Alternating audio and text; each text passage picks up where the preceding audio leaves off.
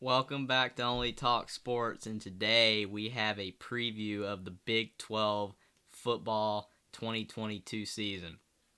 Subscribe to the channel and hit that notification bell so you never miss another video.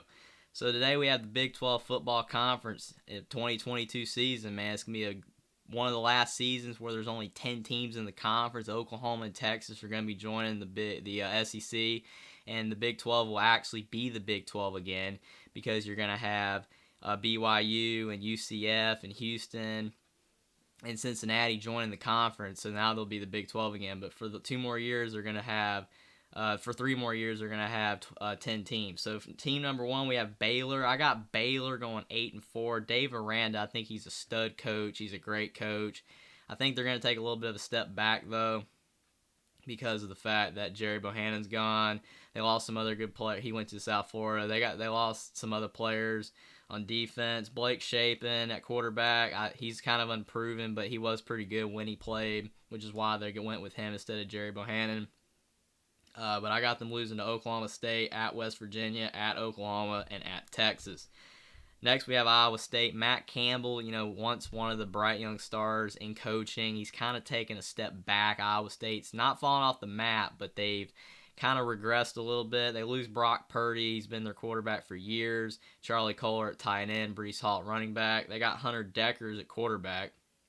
Pretty good dual threat. I think he's going to be a pretty decent quarterback for them, but it's going to be a struggle in his first year at quarterback. I got them losing at Iowa, losing to Baylor, losing at Texas, losing to Oklahoma, losing at Oklahoma State, and losing at TCU. Next, we have Kansas. Kansas in football, not like the basketball team. They've been bad for a long time, except that '07 season when they went 11-1.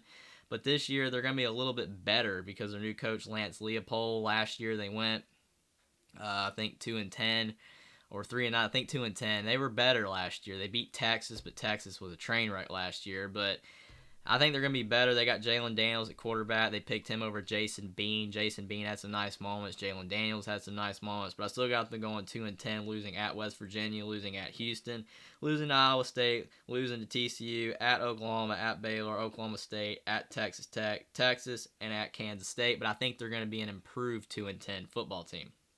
Next, we have Kansas State, their counterpart, at 7-5. Chris Kleeman at head coach. He's been pretty decent. He's been kind of like 6-6, 7-5, 8-4. He's treading water a little bit at times, but then he kind of has a good season and does better. This is probably gonna be one of their better years. Adrian Martinez at quarterback coming in from Nebraska. I think at a new team he's gonna play better. He just had a lot of bad luck and at Nebraska, just a lot of games didn't go their way. Deuce Vaughn at running back, he's a stud. I got them going 7-5, losing at Oklahoma, losing at Iowa State, losing at TCU, losing at Baylor, and losing at West Virginia. Next, we have Oklahoma. This is going to be a different Oklahoma team. You got Lincoln Riley gone, Caleb Williams gone to USC. You've got a lot of players out, going to other places. Spencer Rattler's gone to South Carolina. Brent Venables, the defensive coordinator from Clemson, is in his first season in Oklahoma. So now I think Oklahoma is going to start transitioning from an offensive-led team to a defensive-led team. It's going to be kind of a transition year for them. Dylan Gabriel at quarterback will be able to stabilize things a bit, transfer from UCF. I think he's going to be pretty good for them, but I do have them losing 3 games, going 9-3, losing to Texas, losing at West Virginia, losing at Texas Tech. Next, we have Oklahoma State. Mike Gundy, one of the most stable coaches in the country, like Kirk Ferentz and Kyle Whittingham, Pat Narduzzi. He's been their coach for a long time. Spencer Sanders, a pretty decent quarterback, can make mistakes throwing the football, but he's a decent quarterback. They had a great defense last year. I got them going 9-3 with losses at TCU, losses at Kansas State, and losses at Oklahoma. Next, we have TCU, Sonny Dykes. Pretty good coach coming in from SMU, now at TCU. He's going to probably elevate TCU back a little bit better to where they were under Gary Patterson. Maybe not this year where Gary Patterson had him, but Gary Patterson was struggling, so he retired. He was also a coach that's been at the same school for a long time, but he finally hung it up. Max Duggan at quarterback's pretty decent, or Chandler Morris at quarterback. They haven't decided who's going to be their quarterback yet. I would probably go with Max Duggan because he was pretty decent last year. They're going to lose at Colorado, lost to Oklahoma, lost at West Virginia, lost at Texas, and lost at Baylor, in my opinion. Next, we have Texas. Texas last year, top 10, top 15 talented team, but they go 5-7 under Steve Sarkisian, the former offensive coordinator at Alabama. I think they're going to have a better season. Quinn Ewers at quarterback, coming in from Ohio State.